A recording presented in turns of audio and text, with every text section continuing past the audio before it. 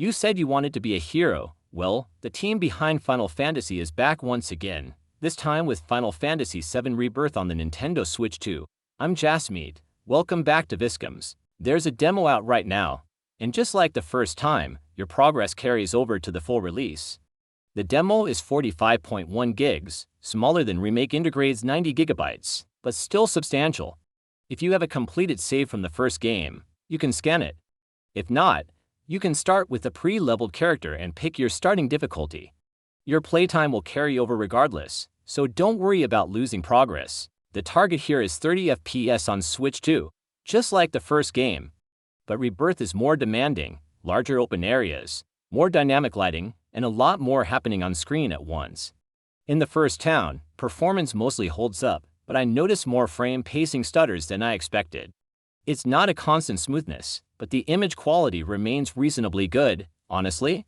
It's not as bad as I feared. Here's the surprise, the biggest open areas actually run better than that first town. I suspect the town's dense NPC count is hammering the CPU, all those individual characters wandering around, each with their own routines.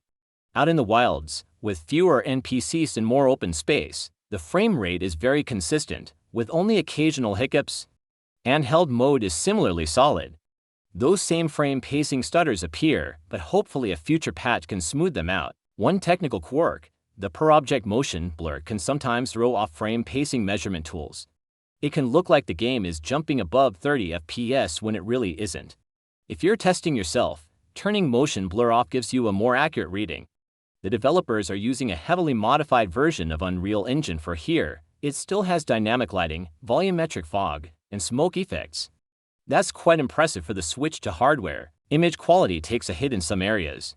The internal resolution seems to bounce between 540p and 900p, depending on what's happening on screen. You'll notice it first in the hair, that strange cross-hatching and shimmer. And occasionally, character eyes lose detail, looking a bit like Johnny Cage from Mortal Kombat 1, though not nearly that bad.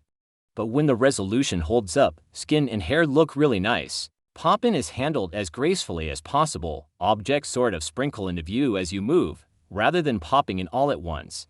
But level of detail swaps can bring much simpler models surprisingly close to the camera. Background geometry can completely change shape within a few meters of you. Shadows are resolution scaled by distance. Get close, they're crisp. Move away, they soften. That's standard optimization, not unique to this version, but it's worth knowing. Cutscenes, though? Absolutely beautiful. Nearly as good as on more powerful platforms. The lighting, the facial expressions, the music, it all comes together brilliantly. And the team did a fantastic job with HD rumble. You feel engines rumbling, footsteps hitting the ground, even the subtle vibration when Cloud swings his sword, all through the Joy-Cons. That's often overlooked, but here it adds real immersion. I did find a couple of odd bugs. At one point, Cloud was floating slightly above the ground, looked like he was levitating on invisible clouds. The ocean also rendered a bit strangely in one area, with weird wave patterns. Nothing game-breaking, and they didn't repeat after restarting the demo, but worth noting. Overall, though, this is a very impressive port. Yes, the resolution drops lower than Remake more often, but it still looks decent most of the time, and performance is solid. I should balance this by saying that in smaller, more enclosed spaces, like inside buildings or caves, performance is actually very well paced. It holds that 30 FPS target almost flawlessly. So if you're worried about the open world, don't be. The inconsistent moments are the exception, not the rule.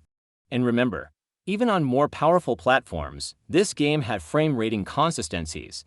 The achievement here is genuinely impressive. So, have you tried the demo? I know many of you played Final Fantasy VII Remake for the first time on Switch 2 and absolutely loved it. The good news is that the third game is also coming to the platform, a global release across all supported systems.